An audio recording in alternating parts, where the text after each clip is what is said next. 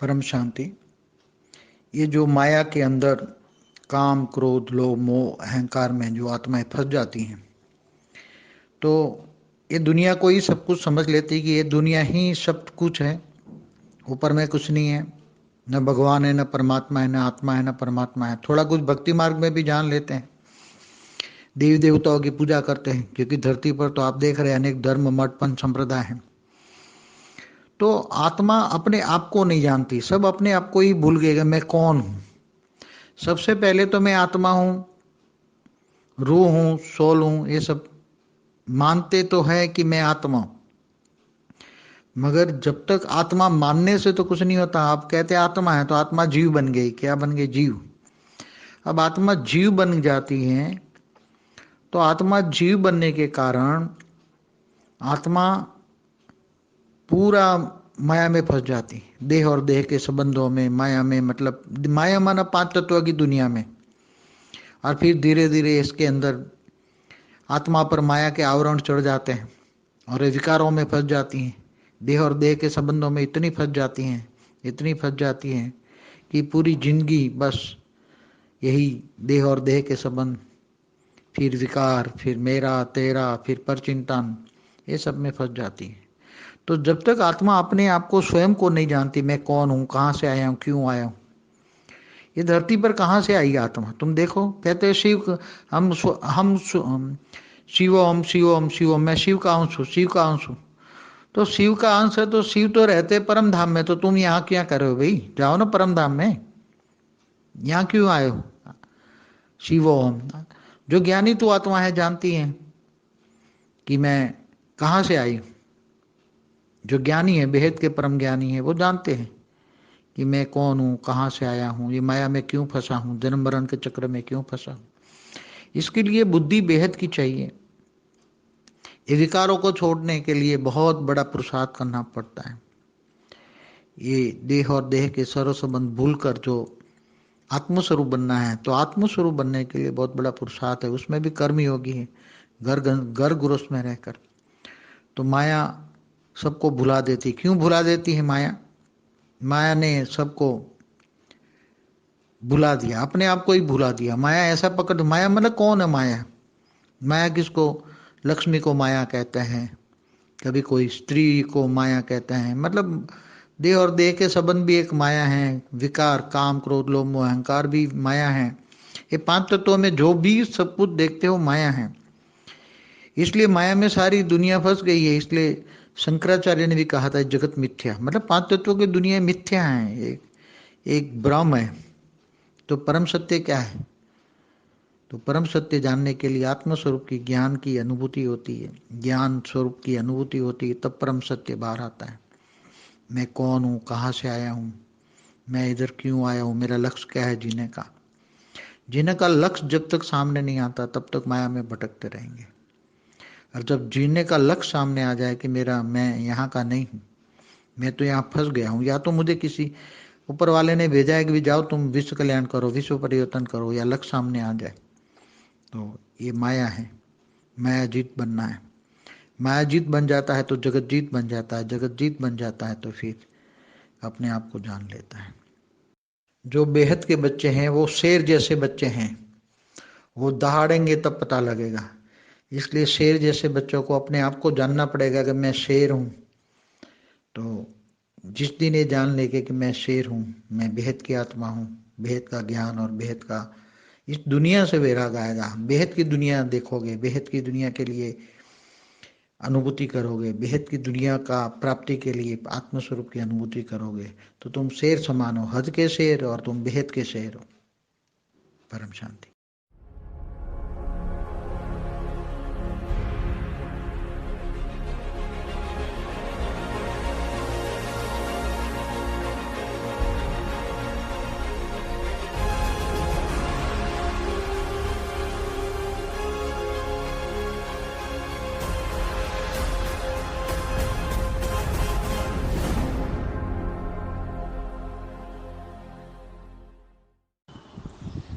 పరమ శాంతి. బేహద్ పరివారమునకు బేహద్ బాపూజీ ఇచ్చినటువంటి ఒక మంచి మెసేజ్. అంటే అజ్ఞానతకు కారణం ఏంటి అంటే వాళ్ళని వాళ్ళు మర్చిపోవటం. అప్పుడే జీవితంలో దుఃఖం అనేది వస్తూ ఉంటుంది. ఇది వీడియో హిందీలో ఇప్పటివరకు మీరు విన్నారు. బాపూజీ దీని గురించి చాలా వివరంగా మిమ్మల్ని మీరు మర్చిపోవడంతో ఎట్లాగా దుఃఖం కలుగుతుందో చెప్తున్నారు. పరమశాంతి. ఏదైతే మాయ ప్రపంచం ఉన్నదో మాయ లోపలే కామ క్రోధ లోభ మోహ అహంకారాలు అనేవి వస్తూ ఉంటాయి. ఇవే మానవుల్ని పూర్తిగా ఇరికిస్తూ ఉంటాయి. ఈ ప్రపంచంలో ఏదైతే మరి అన్నీ అర్థం చేసుకుంటూ ఉన్నారో ఇవన్నీ ప్రపంచానికి సంబంధించినవి. మరి బేహద్దు జ్ఞానము అంటే ఈ ప్రపంచంలో ఉండవు, ప్రపంచానికి అతీతమైనటువంటిది. మరి భగవంతుడన్నా మరి తెలుసుకోవాలి అంటే ఎలాగా? కొంతమందికి ఈ ప్రపంచంలో ఈ మాయ ప్రపంచంలో వికారాల్లో ఇరుక్కుపోయి నా ఆత్మ గురించి పరమాత్మ గురించి భగవంతుడి గురించి అసలు ఏమీ తెలుసుకోకుండా, కొంచెం కూడా భక్తి మార్గాన్ని తీసుకోకుండా దేవీ దేవతల యొక్క పూజ కూడా చేస్తూ ఉంటారు. ఎందుకు అంటే వారు ఈ భూమి మీదే వారు చూస్తున్న ప్రపంచమే కరెక్ట్ సత్యం అనుకొని ఇక్కడ అనేక ధర్మాలు మతాలు సంప్రదాయాలు మార్గాలు అనుసరిస్తూ వాళ్ళని వాళ్ళు మర్చిపోయారు.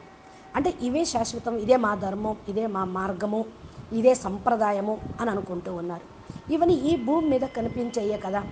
మరి ఆత్మ జ్ఞానంతో ఆత్మ యొక్క స్వధర్మం ఏంటి, ఆత్మ సంప్రదాయం ఏంటి, ఆత్మ ఏ విధంగా ఏ మార్గాన ప్రయాణం చేయాలి అనేది తెలుస్తూ ఉంటుంది. జ్ఞానం లేకపోతే ఎలా తెలుసుకుంటారు? ఇప్పుడు మిమ్మల్ని మీరు మర్చిపోయిన కారణం వల్లే హద్దులో దేహానికి సంబంధించిన ధర్మ జాతి మతంలో ఇరుక్కుపోతున్నారు. అయితే నేనెవరు, నేను ఎక్కడి నుంచి వచ్చాను అనే విషయాన్ని ఎప్పుడైతే డీప్లో ఆలోచిస్తూ ఉంటారో, నేను ఒక ఆత్మ సోలు అని జనరల్గా అయితే అందరూ చెప్పేస్తూ ఉంటారు. అది అందరికీ తెలిసినటువంటి రహస్యమే, జగమెరిగిన రహస్యం ఇది. అయితే ఎంతవరకు ఆత్మగా అనుకుంటూ ఉన్నప్పటికీ కూడా ఏమీ లభించదు. మీరు అంటారు కదా, ఆత్మ ఆత్మ అంటే జీవాత్మగా అయిపోయింది. క్యా బన్ గయి, ఏమైపోయింది? జీవాత్మగా అయిపోయింది. మరి ఎప్పుడైతే జీవాత్మగా అయిపోయిందో మరి ఆత్మ జీవుడిగా అవటానికి కారణం ఏంటి? మాయలో ఇరుక్కుపోవటానికి కారణం ఏంటి? ఆత్మ మాయలో ఇరుక్కుపోవటానికి కారణం ఏంటి? మరి ఆత్మ శరీరాన్ని ధరించింది, శరీరాన్ని ధరించకముందు అలా ఆత్మ ఎలా ఉంది? మరి అప్పుడు మాయ ఉందా? కామక్రోధ లోభ మోహ వికారాలు ఆత్మ నిరాకారిగా ఉన్నప్పుడు ఉన్నాయా? లేవు కదా. మరి ఎందుకు మరి శరీరం ధరించకముందు కూడా ఆత్మ లోపల మరి ఎటువంటి స్థితి ఉంది? ఈ వికారాల్లో ఎందుకు ఇరుక్కుపోయాం?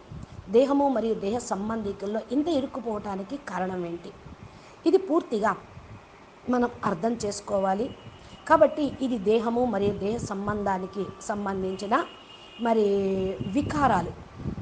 అంటే నీది నాది అన్నటువంటి పరచింతనలో ఇరికించేదే దేహము దేహ సంబంధికులు. చింతన అన్నమాట. వాళ్ళు ఇరికించరు, వారి యొక్క చింతనే మిమ్మల్ని పరచింతనలో పడేస్తూ ఉంటుంది. అంటే స్వచింతన అంటే ఆత్మచింతన, దేహదారులు దైహిక ప్రపంచము గురించి చింతన పరచింతన అవుతుంది. ఆత్మ అనే విషయం మర్చిపోయి మరి ఈ దేహ చింతన చేస్తూ ఉంటే పరచింతన అన్నట్టే కదా. దేహం కూడా మీకు పరాయిదే, దేహ సంబంధీకులు పరాయి వాళ్ళు. పర చింతన, ఇతరుల యొక్క చింతన. ఎంతవరకు అయితే మిమ్మల్ని మీరు ఆత్మగా అనుకోరు, స్వయాన్ని మీరు తెలుసుకోలేరు. నేను ఎక్కడి నుంచి వచ్చాను, ఎందుకు వచ్చాను భూమి మీదకి, ఈ భూమి మీదకు మరి ఎలా రాబడ్డాను, ఎవరు పంపించారు అనేటువంటి విషయాన్ని మనం పూర్తిగా లోతులుగా ఆలోచిస్తూ ఉన్నట్లయితే మరి మనం మన గురించి మనం తెలుసుకోగలుగుతాం. అందుకనే చూడండి, చాలామంది కూడా సాధకులు శివోహం శివోహం అంటారు. కొంతమంది నేను శివుడు అంశను అనుకుంటూ ఉంటారు. శివుడు అంశ అయితే మరి పరంధామంలో ఉండాలి కదా, మీరు ఇక్కడ ఎందుకున్నారు బాయి అంటున్నారు బాపూజీ. మీరు వెళ్ళండి పరంధామానికి, ఇక్కడికి ఎందుకు వచ్చారో మీరు తెలుసుకోకుండా నేను శివుడు అంశను అని చెప్పేస్తే సరిపోదు కదా. మరి మీరేదైతే సాధన చేస్తున్నారో, మీరేదైతే ఆనంద అనుభూతిని, శివోహం అంటే బ్రహ్మస్వరూపాన్ని, శివం సుందరం, మరి సుందరం సత్యం శివం సుందరం, ఇక ఆత్మ స్థితిని మీరు పొందుతున్నారా? అది అందరికీ చెప్తూ ఉన్నారా? లేదు కదా. మరి మీరు ఎక్కడి నుంచి వచ్చారు? మరి జ్ఞానం అనేది అందరికీ అందించాలి. శివోహం అంటూ చెప్పుకొని కూర్చుంటే సరిపోదు. ఏదైతే జ్ఞానం ఉన్నదో అది బేహద్దు పరమ జ్ఞానం. దీనితోటే నేను ఎవరు, ఎక్కడి నుంచి వచ్చాను, ఎందుకు మాయలో ఇరుక్కుపోయాను అనేటువంటి కారణం తెలుస్తుంది. జనమరణ చక్రంలో ఎందుకు ఇరుక్కుపోయాను, దీని నుండి బయటపడేటువంటి మార్గము తెలుస్తుంది. ఎప్పుడైనా సరే బుద్ధిని బేహద్దులోకి తీసుకుని వెళ్తే వికారాల నుండి విముక్తి పొందగలుగుతూ ఉంటారు. చాలా ఇది గొప్ప రహస్యంగా మీరు చేయాల్సినటువంటి పురుషార్థం. దేహము మరియు దేహ సంబంధీకులను మర్చిపోయి మిమ్మల్ని మీరు ఆత్మస్వరూపంగా అనుకొని పరమాత్మ తండ్రి నన్ను జ్ఞాపం చేయండి, మీకు పరం పదాన్ని ఇస్తాను అని గీతలో చెప్పబడింది. ఆల్మైటీ అథారిటీ చెప్పించే ఉంచారు 5000 సంవత్సరాల క్రితం. మరి ఇది ఆత్మస్వరూపంలో అవ్వటానికి చాలా పెద్ద పురుషార్థం, గొప్ప పురుషార్థం. ఎలాగా అంటే ఇల్లు వాకిలు వదిలేసి అడవుల్లో కూర్చొని మరి తపస్సు చేయాల్సిన అవసరం లేదు. గృహస్థంలో ఉంటూ కర్మయోగిగా ఉంటూ మాయని మర్చిపోవటం. ఎలా మర్చిపోవాలి, ఎందుకు మర్చిపోవాలి అంటే మాయ అనేది వినాశనమయ్యేది, అశాశ్వతమైనది, దుఃఖాన్ని కలిగించేది. ఇది మీ యొక్క ఆత్మస్వరూపాన్ని మిమ్మల్ని మరిపింపజేసింది. దానిలో పడి మిమ్మల్ని మీరు మర్చిపోయారు. కాబట్టి మిమ్మల్ని మీరు మరిపించిన దాన్ని మరి వదిలించుకోవాలి. మాయ అంటే ఎవరు? మాయ అంటే మరి లక్ష్మిని కూడా మాయ అంటూ ఉంటారు. ఒక్కొక్కసారి స్త్రీని కూడా మాయ అంటారు. లక్ష్మిని మాయ అంటే లక్ష్మీదేవి అమ్మవారు కాదు. ఏదైతే మీ దగ్గర మరి లక్ష్మితోటి లక్షణాలు రావాలి, ఆ లక్షణాలు లేకుండా స్థూలమైన ధనం కోసం, సంపత్తి కోసం ప్రాకులాడుతూ సంపాదించారే అనుకోండి, దానితోటి ఏమొస్తూ ఉంటాయి? కామక్రోధ లోభమోహం వికారాలు, దేహాభిమానాలు, గొప్పలు, నాది, నేను గొప్ప, నా దగ్గర ఇన్ని కోట్లు ఉన్నాయి, ఇన్ని లక్షలు ఉన్నాయి అనేటువంటి భావన వస్తూ ఉంటుంది. ఇదే మాయ. అంటే దేహము మరి దేహ సంబంధీకులు కూడా ఒక మాయే అని ఎందుకు చెప్పారు అంటే, ఇక వాళ్ళ చింతన చేస్తూ ఉంటే చచ్చేంత వరకు వీరికి ముక్తి మార్గాన్ని చేరుకోలేరు. పోయిన తర్వాత ఇంకేం చేరుకుంటారు? ఇవన్నీ మీ మనసులో ఉన్న కారణం వల్ల సూక్ష్మ శరీరంలో భావనలు, వాసనలు, మోహము, అహంకారము, లోభత్వము, లాలచత్వము, వీటన్నిటినీ దేహ సంబంధికుల కోసమో దేహం కోసమో మీరు పెట్టుకున్న కారణం వల్ల ఏం చేస్తుంది? ఈ మాయ సంస్కారాల రూపంలో మీ సూక్ష్మ శరీరంలో ఉంటుంది. పంచతత్వాల్లో ఉన్నంత వరకు అన్నీ చూస్తూనే ఉంటారు, అనుభవిస్తూనే ఉంటారు, దీంతో దుఃఖము పొందుతూ ఉంటారు. దేహం వదిలేసిన తర్వాత కూడా చూస్తారు. ఏంటి? 3 తత్వాలతోటి ఏం జన్మ లభిస్తుందా? మళ్ళా భూత ప్రేత ఆత్మలుగా తయారయ్యి మరి తిరుగుతూనే ఉండాలి. ఇదంతా మాయ ప్రపంచం అని మీరు తెలుసుకోండి. మిమ్మల్ని మీరు గుర్తించటానికి బేహద్ జ్ఞానం బాపూజీ ఇస్తూ ఉన్నారు. మాయలో ప్రపంచం మొత్తం ఉంది, కానీ మరి నేను బయటపడాలి అని ఎవరైతే అనుకుంటున్నారో వాళ్ళు పురుషార్థం చేస్తూ ఉంటారు. శంకరాచార్యుడు కూడా చెప్పాడు కదా, ఏ జగత్ మిథ్యా హై. మతలబ్ అంటే ఏంటి? మిథ్య అంటే ఏంటంటే పంచతత్వాల ప్రపంచము ఒక భ్రమ. ఇదంతా ఒక భ్రమే, లేనిది ఉన్నట్టు కనిపిస్తూ ఉంటుంది, వినాశనమయ్యేది శాశ్వతమని అనిపిస్తూ ఉంటుంది. ఇది పరమ సత్యం కదా, అందుకని మిథ్య అని కూడా అన్నారు. పరమ సత్యాన్ని తెలుసుకోవాలి అంటే ఆత్మస్వరూపం యొక్క అనుభూతి కావాలి. ఆత్మస్వరూపం యొక్క అనుభూతి అవుతే పరమ సత్యాన్ని తెలుసుకోగలుగుతారు. ఈ యొక్క ప్రపంచానికి అతీతంగా వెళ్ళిపోగలుగుతారు. నేనెవరు, ఎక్కడి నుంచి వచ్చాను అనేది, నేను ఇటు ఎందుకు వచ్చాను, నా లక్ష్యం ఏమిటి, జీవిస్తూ ఉన్నాను, మరి జీవించడానికి లక్ష్యం ఏంటి? జీవించడానికి లక్ష్యం ఏంటండి అని అంటున్నారా? తినటం, తాగటం, ఏదో పిల్లల్ని, సంసారం, కుటుంబము, వ్యాపారం, ఇదే జీవిత లక్ష్యం కాదు. మానవ జన్మ పరంపదం పొందటానికి, మోక్షం పొందటానికి లభించే లాస్ట్ జన్మ అని శాస్త్రాల్లో చెప్పారు కదా. ఆ ఒక్క పాయింట్ పట్టుకున్నా కూడా మీ జీవితానికి ఒక లక్ష్యం ఏంటో మిమ్మల్ని మీరు వెతుక్కోండి. మీ ఎదురుగా అప్పుడు వస్తుంది.